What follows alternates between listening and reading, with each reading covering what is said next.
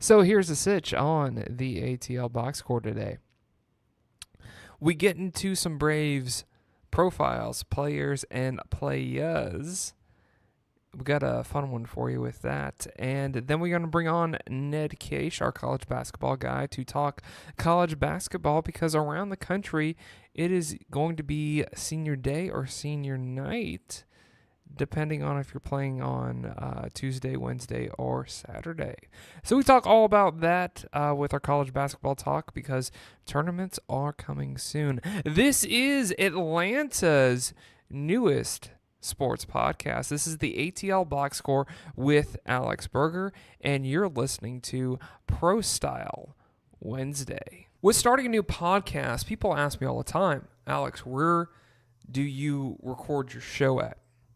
Do you do it at your house? No, I don't do it at my house because of just a lot of different logistical factors. The place that I do it at is actually a place called Spaces Midtown East. And Spaces is a co-working center where I get my show recorded and I get other work done. Co-working has been one of these new phenomenons in the private business sector that has popped up recently. And Spaces also has another brand called Regis, which is more of a professional brand. Spaces is more for creators like myself. But to tell you more about these special brands in the business world is Mr. Steve Choi. Thanks, Alex. I appreciate those kind words. We absolutely love having you and ATL Box Score as part of our space. It's always great when we see you doing your work. But absolutely, Spaces and the Regis concept, we are both workplace providers here in the Atlanta area, but all around the world. We have over 250 Spaces locations worldwide, plus over 1,500 Regis locations. And what we're really here to do is just provide flexible options for any type of professional, whether you're an independent professional, creative, or if you're a large or small business. So we have several different types of options from small to large and memberships, part-time, full-time. So definitely come on out and check us out. Go ahead and look at the link on Alex's site and ask for Steve Choi. And if you ever come into one of our locations, let us know that Alex sent you or ATL Box Score, and we'll go ahead and set you up with a free 5-day test drive.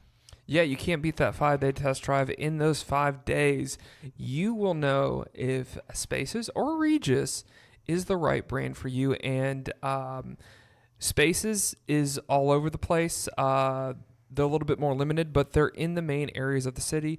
The one we are is right in the heart of Midtown near the Fox Theater. There's one at the Battery. There's going to be one opening up North Point Mall there. And there's also a location in Colony Square. So they are all over the metro area. At just about any major business building in the Atlanta area has a Regis in it. So just Google them. But Spaces and Regis and Steve Choi in particular is your place to do your business.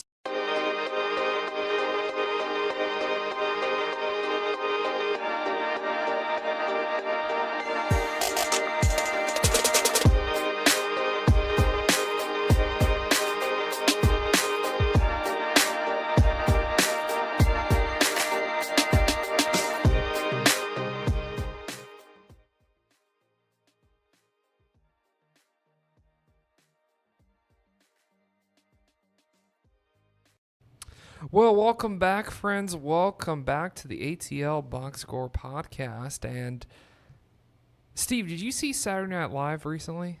I did.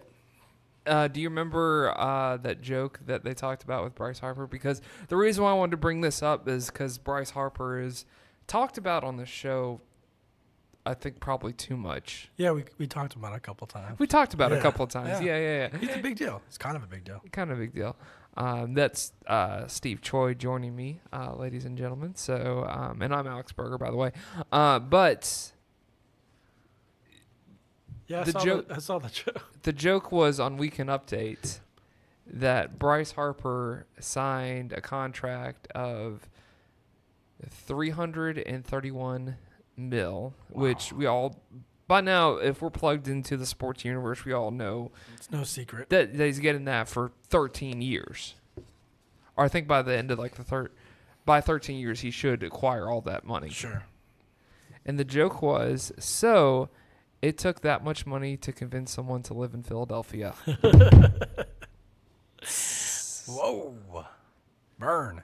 Yeah, I used to live near Philadelphia. really Yeah, I lived on the South Jersey side of Philadelphia. nice. Yeah. I hear that's where they're really good cheesesteaks at. On that side. So of it. I'm going to say this. Yes.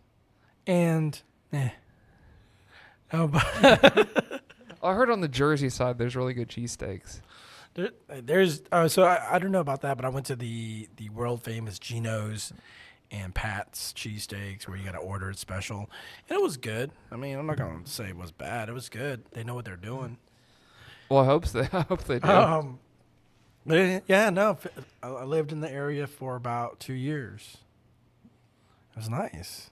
And you would live there again for 331 million. million? Yeah, I would. I'd have to think about it though. It's so cold. It's so cold there. It's freezing. So. But I mean, the guy only has to put up with it for like 3 or 4 months, and then he's down. He's gonna be living a great life. Exactly. The great thing about it's the great thing and the bad thing about Philly fans is if you are awesome, you're a god. Right. If you suck, it's another thing. You just don't want to be there ever. Remember the guy who the pitcher for the Phillies when they went to the World Series versus the Toronto Blue Jays, and he basically lost them the World Series? Yeah, I know what you're talking about. That guy was getting death threats like a no other. Right, and he was. A lot of people are singing his praises. Yeah, that ended his career, man. Right. But your guy, though, I want to just switch subjects a little bit. Your guy, KD. Yeah. He was giving some love to Trae Young recently. Okay. Because we had Mike on the podcast, the last podcast we did, got some skills, dog. talking about NBA, and KD was giving some praise to Trae Young about his game and everything like that, and apparently they've had a long relationship with each other. Really? Yeah, I don't know. That. Probably because of the AAU circuit, I assume. Yeah. Trae Young has got skills. So you know how it works. It was funny. I was watching this segment on YouTube about how Stephen A. Smith was pre-draft and preseason. He was like, "Oh, Luka Doncic isn't going to be nothing. Like, I don't care about Luka Doncic." And then all of a sudden now Luka Doncic came out the gate strong, and so then Stephen A. is like, "Oh, this kid's special." And so the same thing with Trae Young. Before going into the season, everybody was like, "Oh, Trae Young is the next Steph Curry." And then when he came out kind of slow, they're like, "Oh, they shouldn't have traded Doncic for Trae Young." Now he's for the last few games he's been killing it, and now everybody's back on the bandwagon. I think he's got a lot of skill, a lot of talent. It's just his first year. You can't really evaluate anybody's, skill set until a couple years in, but I think he's going to do just fine.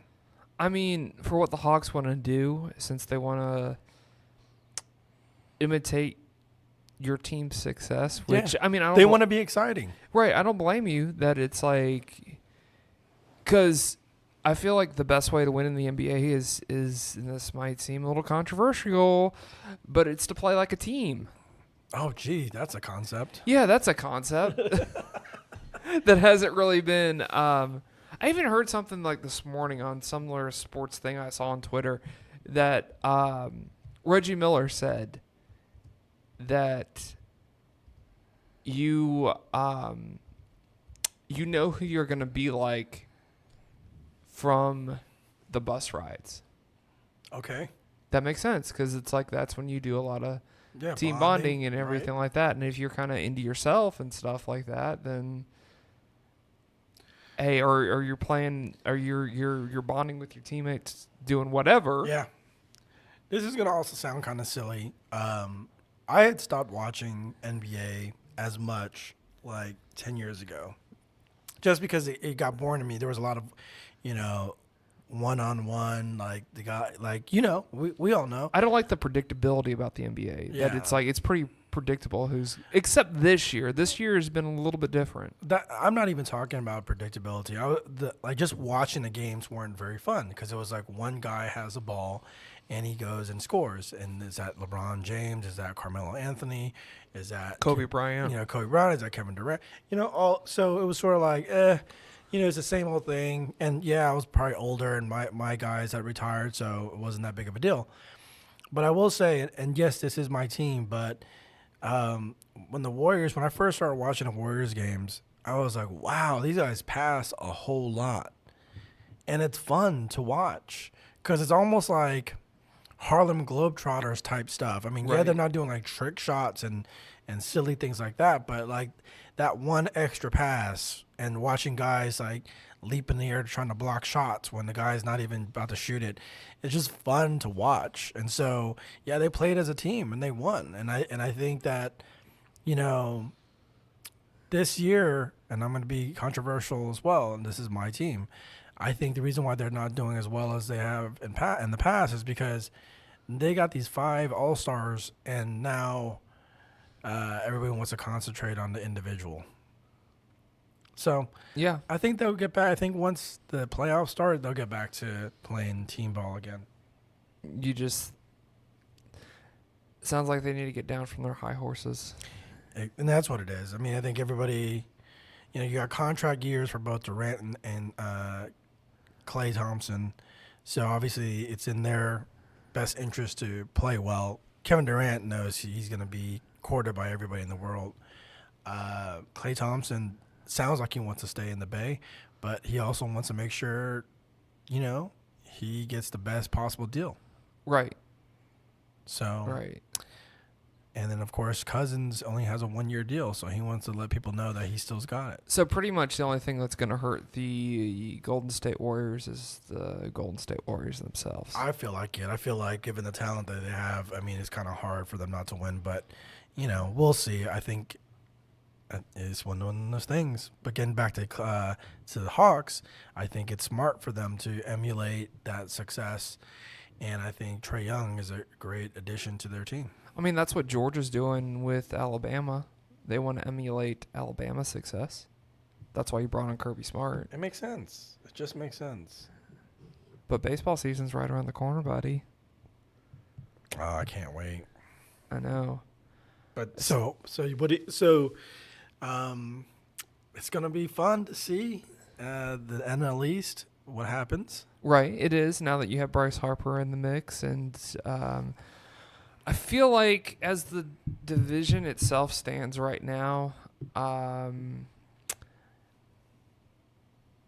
obviously the Phillies, it's going to be the Phillies and the Braves that are probably going to be battling out. And the 2 wild cards are going to be the Mets and the Nationals. Wow. Because, I mean, I just don't know how good the Mets or the Nationals are going to be. I'm assuming they're going to be good. But at the same time, there's been years where we thought the Mets were going to be good, and they just kind of fell on their Nationals face. still have a lot of talent. Their pitchers are still great. Harper left, and they traded what's his name to the Cubs right before. What was his name? Strasburg? No, not Strasburg. He was a hitter. He used to play for the Mets. Oh, I know what you're talking. Yeah, real consistent hitter. But anyway, I love it how we can't come up with names. I know. It's just I know the guy. I can see the guy's face. So we'll see. I mean, it's always at the beginning of a season. It's so hard because you never know who gets injured and stuff like that happens and it changes the course of a season. So, but on paper, there should be some solid. The NL East should be pretty solid. They should be pretty solid. This is when, I mean, because we're finally getting at a winner, and this is when it starts to be fun again. Right. To talk about sports. It's not just NBA college basketball talk, which, I mean, I don't mind talking about that stuff, but it's kind of like you have spring practice that's going to start soon for a lot of college football programs. You're going also, which in itself, that I know that could sound a little weird for people not used to the college athletics, but it's like there's still some excitement, even though it's just practice that they're doing. But it's getting coaches in press conferences.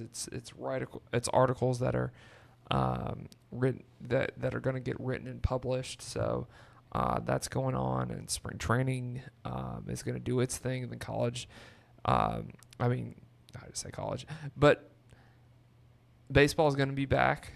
Atlanta United has their first home game this Sunday at Mercedes-Benz. So this is when it's kind of like the weather in some ways. This is when spring is starting to bloom. You see the grass become a little bit greener, and same thing in sports. So exciting times. There's nothing like going to a baseball game in spring where it's just starting to heat up, but it's not too hot where it's sweltering. Right. But you could smell the fresh grass and the air seems clean. A little bit of a breeze. It's perfect. I remember going to a Braves game last year in April, and by the end of it, I was freezing cold. Wow. It was one of those things that it was just we were just under a cold spell for some reason. And the more you got later into the night, because that game went into like the 10th or 11th. I was going to say it was a real late game. It was a real late game. Yeah. So yeah, I would have thought that I was just like, with my long sleeve pullover thing I had that I was wearing, I was thinking that I was like, I would have made it through the game without being freezing cold. And I'm like, by the time we left the stadium, I was like, man, this is freezing cold. Nice. I wish I brought another jacket. So that when you talk about spring baseball, that's like one of the memories that I have. But it's good to see people like Bobby Jones, Chipper Jones, guys in the Braves organization that's contributed a lot down there in spring in Braves spring training. So with that, we're going to get into next Atlanta Braves profiles, players, and players. So now we're going to get into some Braves players and players. And with the recent signing with Bryce Harper to the Phillies, staying in the AL East, and I thought he was gonna get out of this particular division and go to the West Coast, but he's still here. And with him being here, going to a talented Phillies team, and you also have the Nationals and New York. So there's not really going to be a lot of easy wins inside this division because of the I feel like this division is going to be a very heavy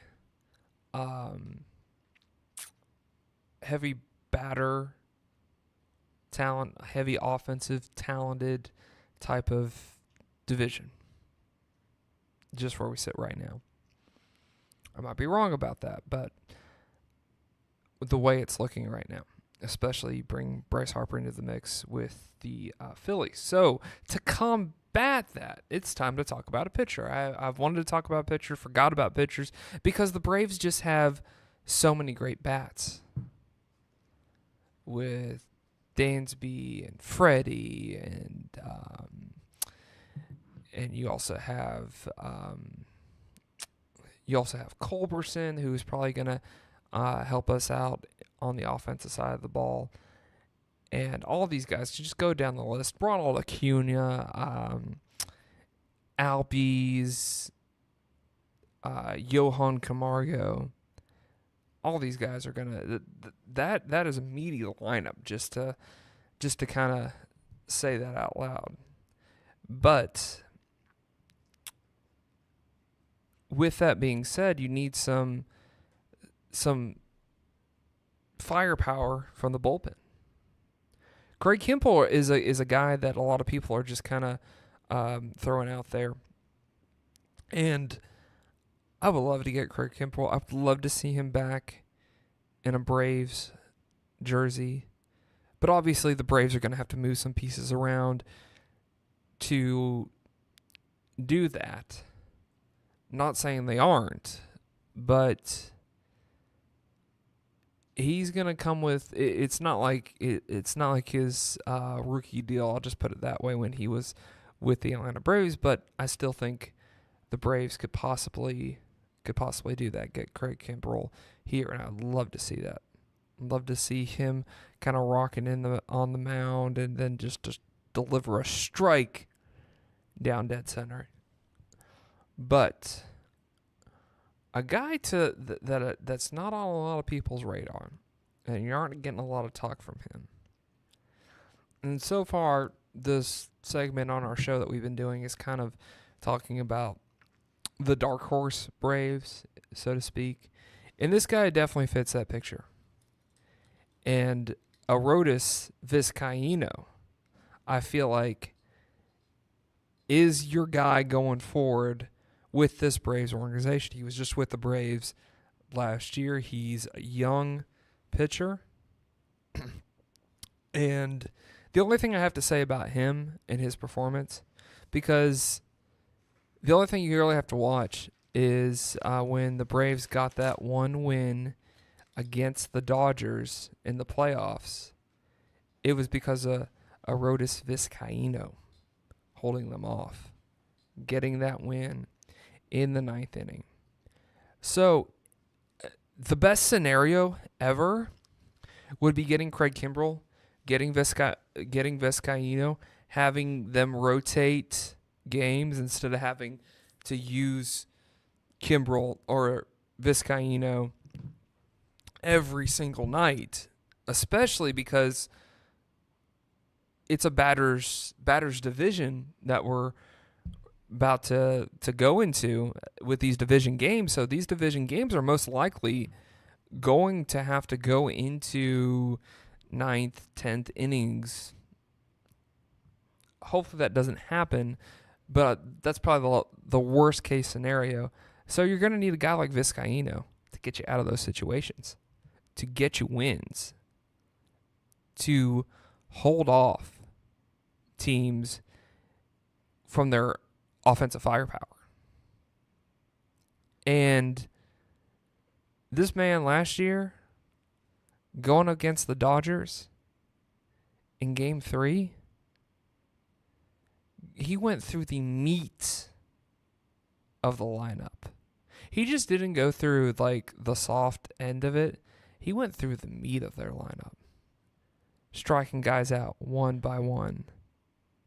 So it's not like he was going through scrubs with that Dodgers game. And I feel like that Dodgers game should give the Braves a reason to keep him around. That hopefully he can have more performances like that, where he's going through meats of lineups and just mowing them down. I mean, this guy too, he has the build for a pitcher. I mean, he seems. I'm trying to pull his. I want to get his weight. Yeah, he's 6 foot, 245 pounds. Now that's usually something you see like with a middle linebacker, but not these days with a pitcher. I mean, you got so you usually don't see pitchers weigh that much right now, and this dude, this guy's I feel like this guy's going to be a valuable asset to the Braves going forward. Now, he just came off his freshman season, so hopefully he doesn't go into a sophomore slump. I feel like that's the kind of fear that now batters know how to bat around him, or that they know his when his fastball's coming, when his changeup's coming.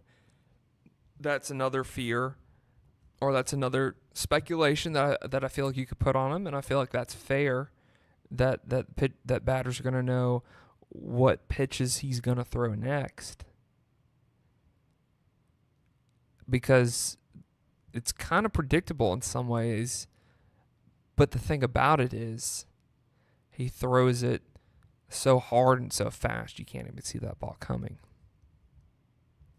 But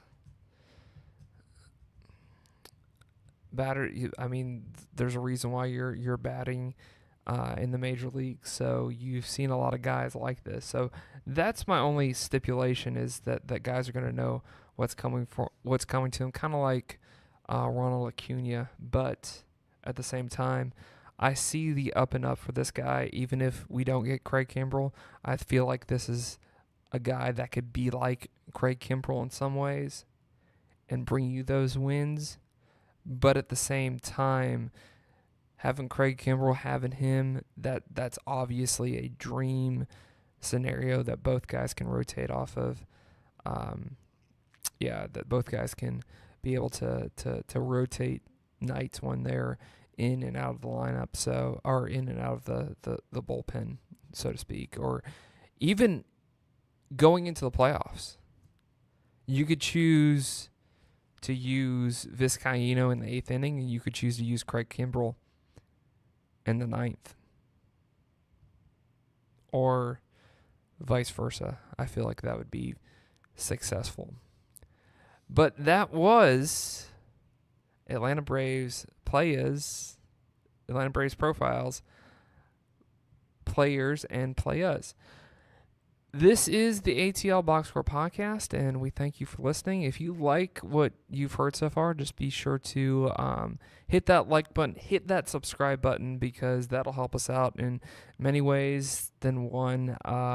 Also, to be sure to comment in the comment section what you thought about this. And next, we're going to have Ned Kaish come on the show to talk about college basketball, get into some senior night action, and preview the tournaments in the ACC and the SEC. And also, we're going to talk some high school basketball, because they're having their state championships tonight. So if you're into all that, stay tuned. That is coming up next. But at the same time, check out ATL Box Score on social media, and like and subscribe right now. Wherever you're listening, like and subscribe. If you like us, do that right now. You're listening to the ATL Box Score podcast with Alex Berger, and like I said, this is Pro Style Wednesday, or this is our middle of the week show. So if you're not listening on a Wednesday, this is kind of the middle of the week for us. So right now we're going to have Ned Kaish on the show. So hope you guys enjoy that conversation that we have. This is me and Ned Kaish. Well, now we just want to bring back to the ATL podcast our college basketball guy, Mr. Ned Kaish. Ned, how are you doing today, man? Doing well. Getting close to that conference tournament week where you can wake up at this time on a Tuesday or Wednesday and catch all the college basketball you want till like 2 a.m. Yeah. I always forget those things start on a Tuesday. I'm always used to them starting on a Thursday. Yeah, I know. That's like traditionally how it used to be, but now we'll get into the tournaments. But so many of these tournaments, teams have double buys. Teams play Tuesday, Wednesday, and then the top 4 teams don't play till Thursday. So it's a little different these days. But it's a guy like me loves college basketball, no complaints. Right. I just want to start off, and because before conference tournaments, you have senior night, senior day. Just depends on when your last home game is. And I saw Admiral Schofield's tribute that they did at Tennessee, and it was pretty moving. The guy was in tears and everything like that. So I just want to know from you, like, who are some other seniors like Adam Schofield who have really stood out and should really deservedly so deserve their their senior day, because this is kind of a really uncommon thing with a lot of the top talent in college basketball, but at the same time, there's a lot of guys that have just proven their worth over the past 4 years that really deserve this moment in the spotlight. Yeah, you posed that question to me, before we hopped on, so I've been kind of thinking about it. And I think the one guy that really pops off to me is Luke May over at UNC. 2 years ago, he kind of busted onto the scene when he hit that game winner against Kentucky in the Elite Eight.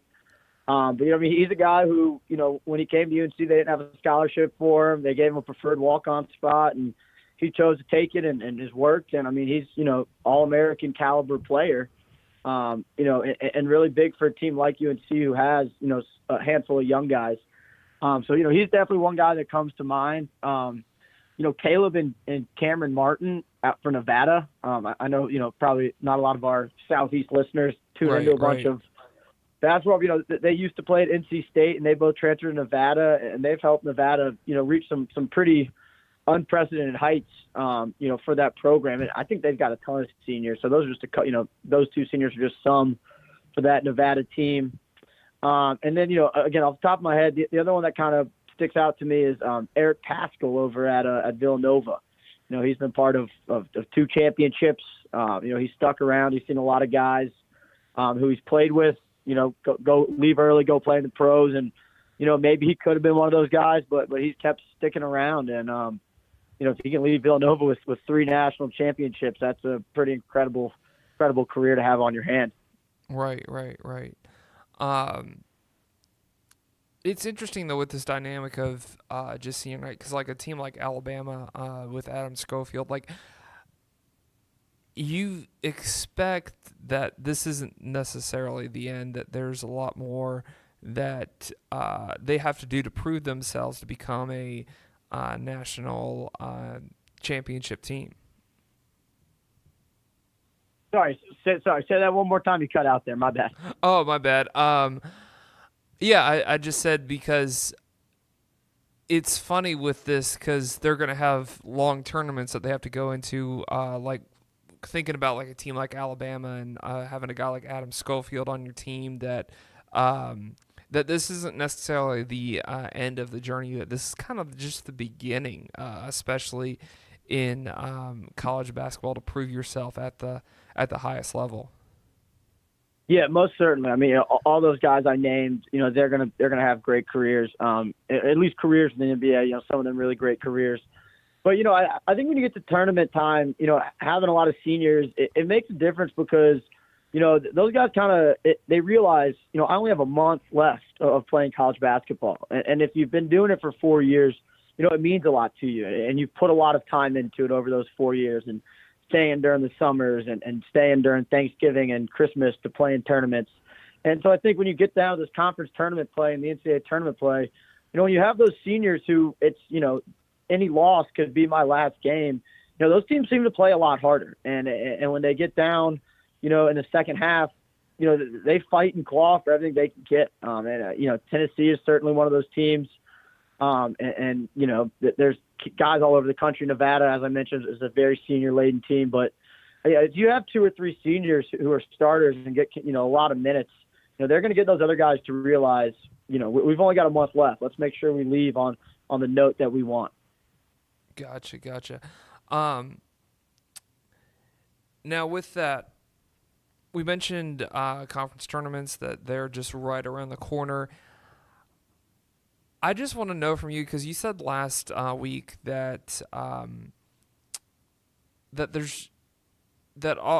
these tournaments should go according to script, that the favorites should win these tournaments, especially on the SEC and the ACC. So I just want to know from you, why should we watch? Well, obviously, there's always a Cinderella, and the one I think of most common, it was UConn back in 2011 with Kemba Walker when they played all 5 days, came out of nowhere, and got themselves not only in the tournament but won a national championship. So, and again, that's another case of a senior saying, I only got so many chances left to play. I want to win all these games.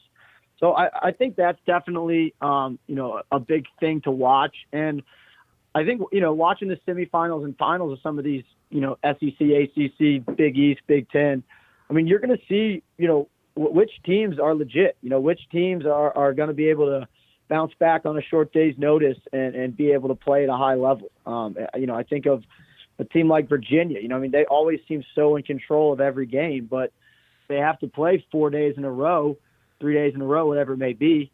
Can they play that same high level with that same defensive intensity they play, every single game? So I think just tuning in to, really kind of see, who the top 15, 20 teams are. And so you have an idea of kind of who could be playing for a national champion, especially if you're one of those guys who's filling out a bracket trying to win some dough. Right. I just want to first talk about the upcoming ACC tournament, because ACC tournament usually goes by the script, but at the same time, it's usually not the top team in the conference that always wins that, and there's usually some sort of drama, so it can be must-see TV going into Thursday and Sunday for the finale. So I just want to get your thoughts on the ACC tournament. How do you think that's going to shake out? Because right now you have Virginia, North Carolina, and Duke, and Florida State, which kind of seems like a wild card in there, as the top 4 teams in the ACC. Yeah, and in a mini way, the ACC tournament almost started last night when Florida State and Virginia Tech played each other. They were both 11-5 in the conference, and the winner of that game moved into the 4 seed, which gives you the double bye. So if you're the top 4 team, you don't play Tuesday, you don't play Wednesday, your first game's Thursday. So, as long as Florida State knocks off Wake Forest on Saturday, which I expect they will, they'll keep that 4 seed. And that's really big. I mean, to get 2 extra days of rest, especially for a team that expects to make a big-time NCAA tournament run, being in those top 4 is a nice spot to be. You talk about someone who could maybe kind of bust the bracket, and I don't know if they can necessarily win the whole thing, but a team like Syracuse, they've got 2 veteran guards who've played a lot of minutes, a lot of big-time games, so know kind of how the tournament works. And again, I think that 2-3 zone, when you're playing back-to-back and maybe you play in the night session on Wednesday and then you play in the day session on Thursday, that's a quick turnaround to try to prepare for his own defense. And most teams, not every team plays Syracuse twice. So you may have only prepared to play the zone defense one time all year, and now you turn around, you got 16 hours to put a game plan together to attack the zone. So I think a team like Syracuse could maybe sneak in there. Outside of that, the top 4 or 5 for the ACC, they're all in the top 15. They're all pretty dominant. Louisville's kind of faltered since that Duke comeback. Right. And Clemson, a lot of people kind of liked them early in the year, but they're kind of the same Clemson. They're always going to be good out of conference, but once they get in conference, they still struggle a bit. When you bring up Clemson, I thought about that. Man, that was a scary scene with Coach Roy Williams playing Clemson, and I'm glad that he's okay. Do you know if he's gonna? Because I haven't heard any storylines with him, but do you know if he's gonna coach the next couple of games for the Tar Heels? I'm not. They played Boston College last night, and I don't believe he coached. I actually wasn't watching too much of that game. But the next game is senior night, against Duke. So I kind of imagine, he was recovering last night. They handled Boston College pretty handily. But I expect him to be back for that game if he can. Obviously, health is the number one concern there. But I would think he's going to try to come back as long as he can. Do you think Zion Williams is going to be back for that game because he sat against Wake Forest? Yeah. The way Coach K talked in his press conference last night, it sounded like, pretty small chance of him playing Saturday. But he also said he would be surprised if Zion wasn't ready for the ACC tournament. So it still sounds like we may be about a week away. I think he said Zion did his first basketball activities yesterday. He's just been doing some rehab stuff before that. And his big thing was just making sure he gets Zion back in game shape, because if you get out there and you're not in game shape, that's another way to get yourself hurt pretty easily. Right, and you probably know that firsthand being a coach, or seen it. Yeah, firsthand. no doubt about it. I mean, especially, you always want to win the Duke UNC game, but at the same time, you see what's ahead of you. You see the opportunity to win a national championship, and win or lose this game to UNC, that's not going to affect. It may affect your seeding, but it's certainly not going to affect your ability to go win a national championship if you get a healthy Zion back. Yeah. Back to the ACC tournament, though. I looked at tickets because, by the way, Charlotte. I like that it's in Charlotte. It's a great venue. But I thought it was hilarious that on Tuesday and Wednesday, to get into the ACC tournament, it's $6, and then it goes from Wednesday to Thursday is $20. So that's still decent, and then it goes Thursday night to $80, and then on Friday it's $145. So I'm assuming Friday is going to be the night where, or the day where you're going to see a lot of the teams like Duke, UNC, Virginia, and Florida State, and Virginia Tech. And Friday is going to be the semifinals, so that'll be some combination of those top 5 teams we mentioned: Virginia, Carolina, Duke. And then Florida State, Virginia Tech, they'll play each other in the quarterfinals if they stay in the 4-5 seed. I think, those ticket prices are almost an analogy for the ACC season. Where right? You have, your top 5-6 teams. Those are really good teams who you feel like can compete to be in the Final Four. And you look at the bottom half, and there's 3 teams with 5 wins. There's a team with 4 wins, a team with 3 wins, a team with 2 wins in the conference. So, I think that's probably appropriate pricing for the games you're going to see. Although I will say, those early games, there's some really good players. Maybe not full teams, but Kai Bowman for Boston College is a fantastic player. Jalen Horde for Notre Dame is a guy who you could see in the NBA in a couple years. We talk about Alvarado and even James Banks III from Georgia Tech have been playing well. And then Pittsburgh's got a couple of young guards, Xavier Johnson and a couple other guys who are some good players. So, you might not see the cleanest basketball, but there's definitely some guys who you'll be seeing in the NBA who will play those first couple days.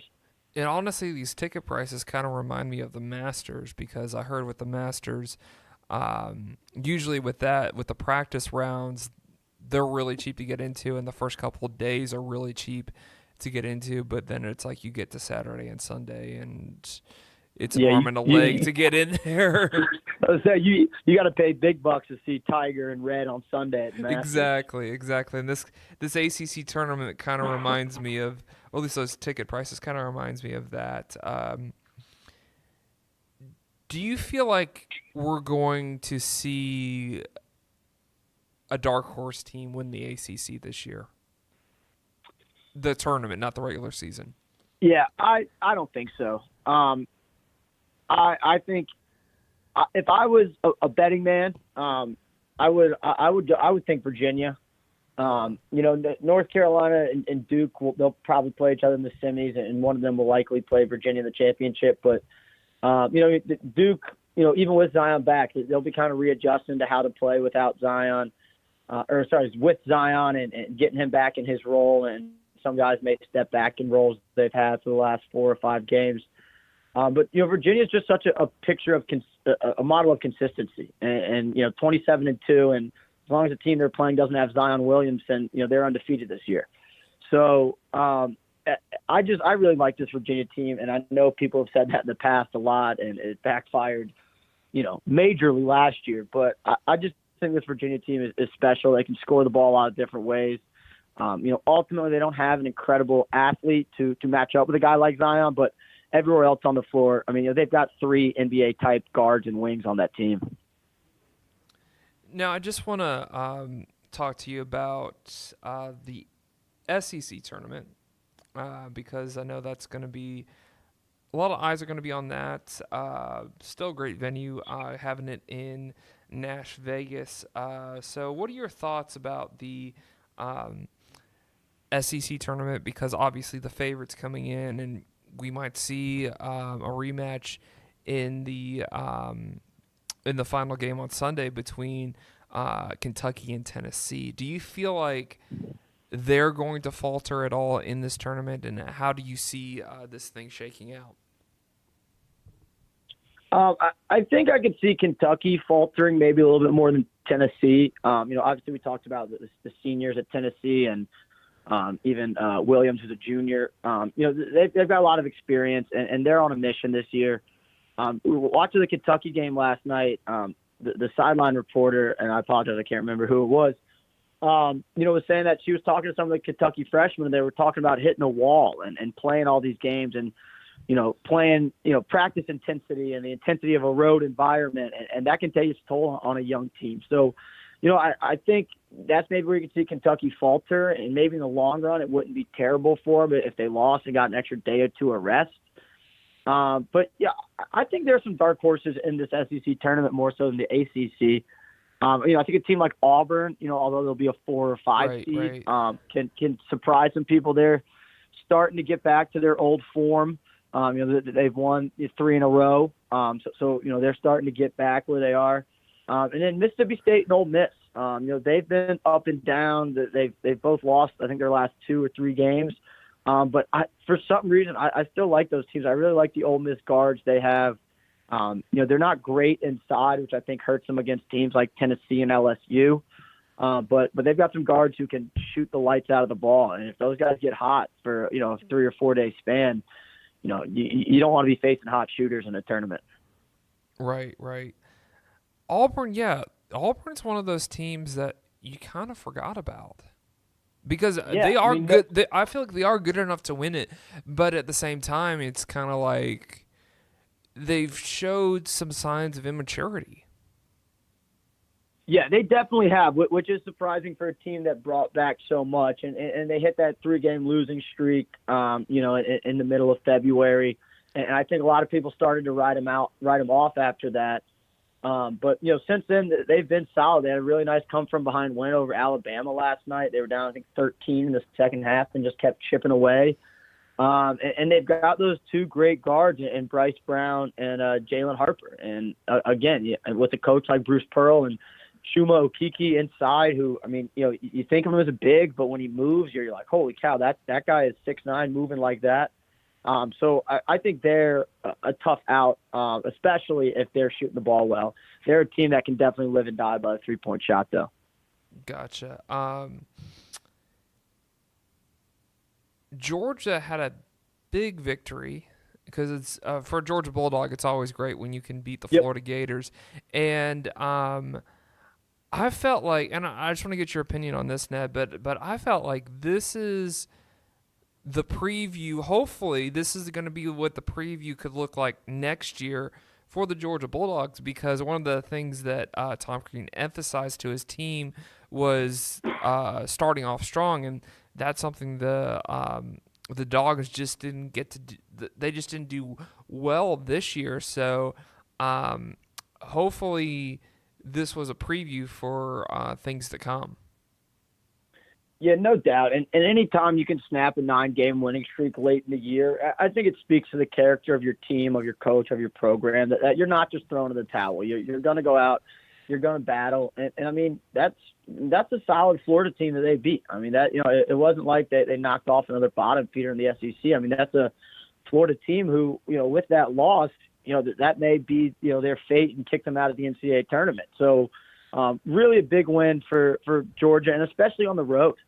For that team to go into a tough environment down there in Gainesville and pick up that win, really impressive. And you look at the schedule, they got Missouri tonight and then at South Carolina on Saturday. That you could, win those last 3 games and be, not necessarily obviously headed in the right direction this year, but moving forward, have that momentum carrying into next year. And even if you could pick up a win or 2 in the SEC tournament, you're going to, give energy to your guys and also make a statement to recruits and everyone else around the SEC that, Georgia's going to be here for a while.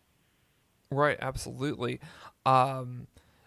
Because it was like what you talked about, that Tom Crean is, about shooting threes in transition, and I really do feel like I would like to see the combination of of Claxton and that Anthony Edwards kid, because I feel like that'll be a good combo in the future.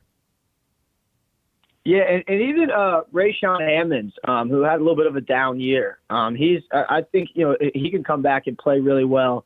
And I mean, if you look up and down the roster, Tyree Crump, he's kind of their big 3-point shooter. He'll be back next year. They got a couple freshmen, JoJo Toppin and Ty Fagan from the Georgia area, who have gotten a few minutes, but not a ton of minutes, who are going to continue to improve. So, Georgia's, they're definitely heading in the right direction. I still think that Tom Crean hire was such a good hire for that program and really for the entire SEC. Right. I feel like you set a precedence this year. We're not going to win every game, but we're going to beat the rivals for the fan base. Right. Yeah, and they're going to compete in every game. There were a lot of games where they were in it until the last couple minutes, and some of that's just inexperience and getting away from your game plan. And so, that'll come with time under a new coach. Right. I really do feel like this year for the Georgia Bulldogs, it was just a year in transition when it comes down to it. Yeah, that's a good way to put it. So with that too, staying in the state of Georgia, I knew it was coming soon. I just didn't know when. But the high school state championship games are happening in the Macon Arena down there in Macon. For some odd reason, they play in Macon, I guess, because they probably play football here in Atlanta, the state championship. So I guess that's kind of the split. I'm kind of going on a tangent here. I was like, well, maybe there's like the swimming finals down in state finals down in Savannah. But anyways, to appeal to all like the state, the areas of the state. But anyways, there's a lot of talent in this state championship teams that are competing for state championships this weekend. And since you broadcast high school football, just tell us about who are some teams to look out for, and who are some what college programs do you think are going to be looking at or solidifying guys that they're going to be recruiting? Yeah, there's going to be, I think, a lot of college coaches tuning in to the state, all 8 classification state championships. And I think none bigger than the 7A state championship, where you have the number 1 team in the country, McEachern, taking on the defending state champs in Meadow Creek. McEachern had to battle really hard against a really good Norcross team with the junior named Brandon Boston, who's got every offer in the world. And they knocked them off in overtime, maybe even double overtime. But McEachern's led by 2 guys. Their 2 big guys there's a junior named Sharif Cooper, who's a 5-star recruit.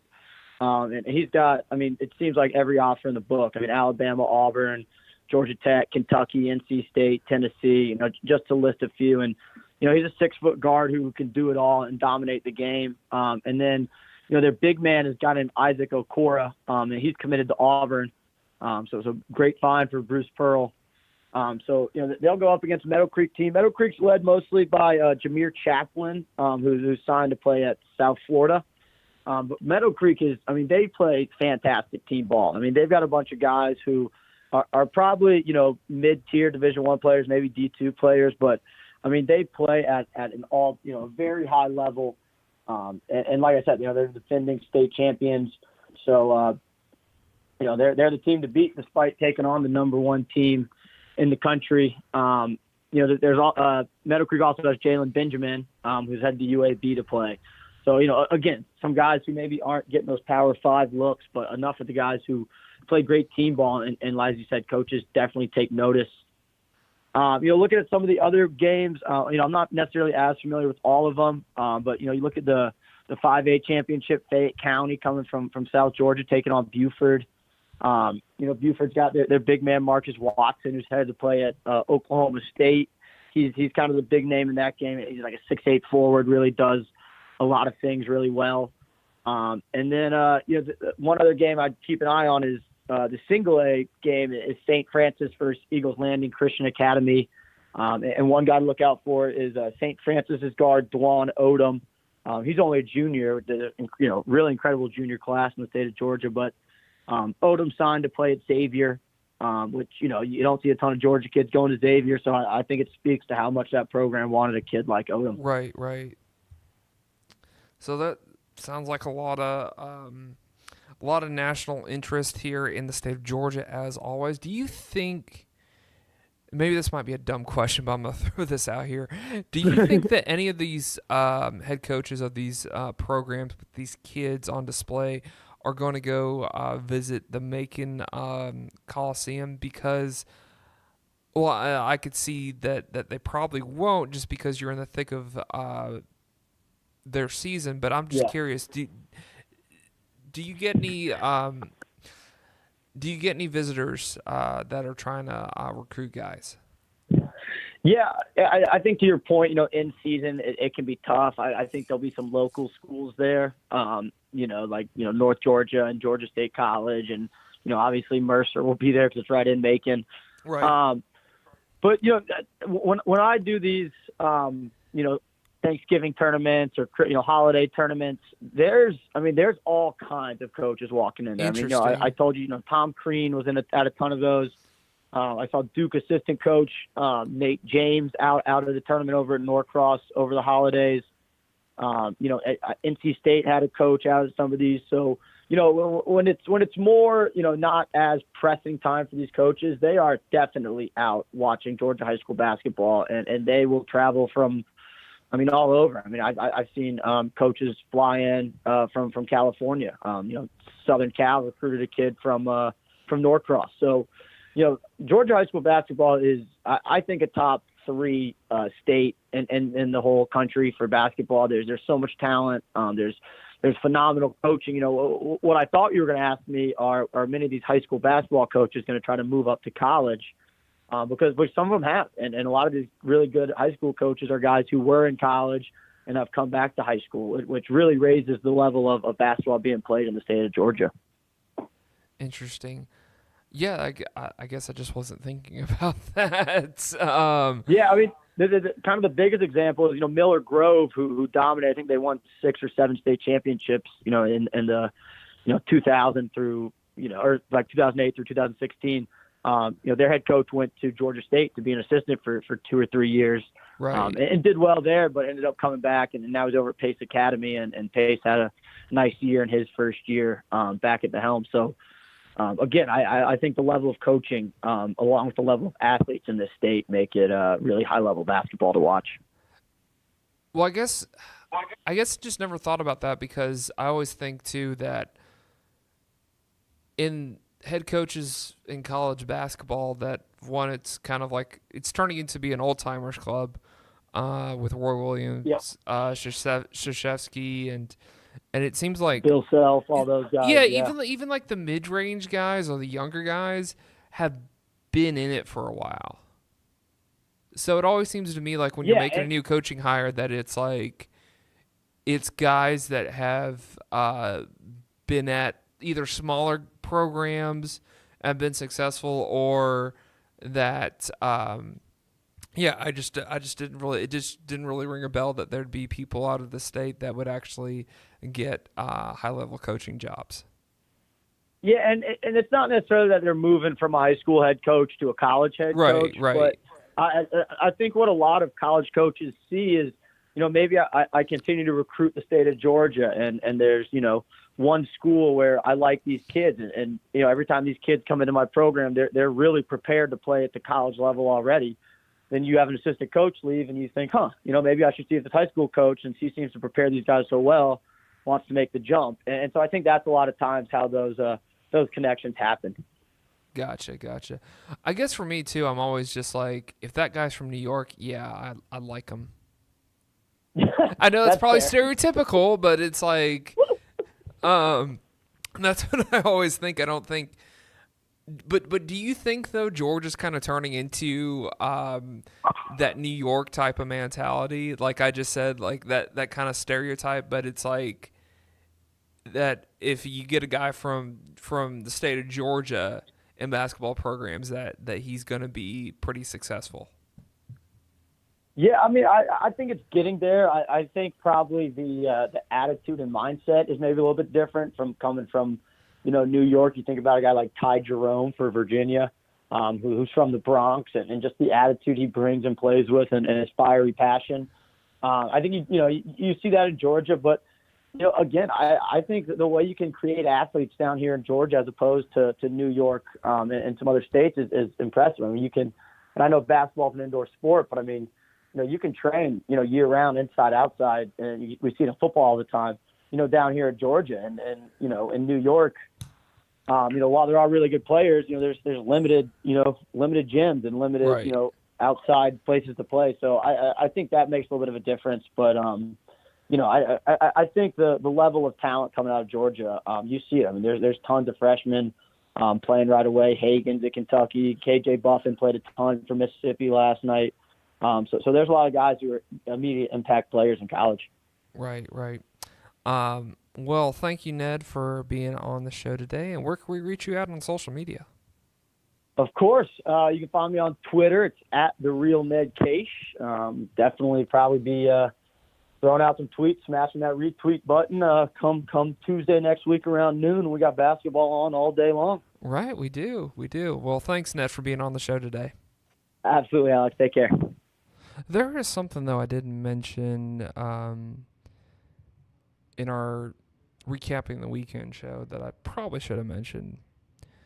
But it's great to see that Georgia players, which doesn't surprise me, do so well at the NFL Combine. So I have to. It's good to see. It's good to see Georgia players doing so well on the biggest interview that they can, and I just feel like obviously Georgia football is definitely turned another leaf, because this is nothing. I'm not trying to throw shade at the Mark Richt when Mark Richt was coaching, but you did have Orson Charles poor performance at the NFL Combine. I know that doesn't really reflect on Coach Richt, but at the same time, you wondered about that one. But Georgia's always performed well. I mean, but it was good to see Mikael Hardman get that 4.33 in the 40-yard dash, which all the guys I feel like did a pretty good 40-yard dash for their position and everything like that, but Mikael Hardman is the one that stands out. So congrats to the Dogs doing well at the NFL Combine. Another thing, though, I saw, though, speaking of college football, too, and this shouldn't surprise you, especially you Alabama people, Sports Illustrated has already put out an article about odds to win the Heisman, and obviously Tua Tagovailoa is the front runner. So, doesn't surprise me that it's that way. I just hope. I mean, this year the injuries slowed him down. Last year, obviously doing what he did against Georgia in the national championship was spectacular. I just hope that he doesn't become one of these guys in college football. Because, like, if this is going to be the year. If he's going to win it this year, he's not going to fall into this category. But if he doesn't, he's going to fall in this category of should the Heisman just be a lifetime achievement award, and he'll be in that lifetime achievement status, where he was always a guy that should have, but just circumstances just played a different role. So we'll see about that. But this should be the year. If he's going to win a Heisman Trophy, he should win it this year. So with that, I just want to thank you guys for listening. Thank you guys for checking us out. This is Atlanta's newest sports podcast. That's what we try to pride ourselves here at the ATL Box Score. And thanks for checking us out. And if you weren't into the college basketball talk, we did have a podcast about the NBA talk, so be sure to check that out. It's called Everyone's a Winner Except Atlanta United this weekend. So check that podcast out, and that'll get your NBA fix. And thanks for checking us out. Thanks to Ned Kaish for joining the show. Like us, we'd appreciate the like. If you could like this show, we definitely appreciate that, because we're trying to reach as many people as we can. If you want to help support this show, I have links on the show description. Check out Spaces. Spaces is awesome. Thanks to Steve Choi for being on the show as well. And I'll hear from you guys in the next podcast. So we are at episode 37. Is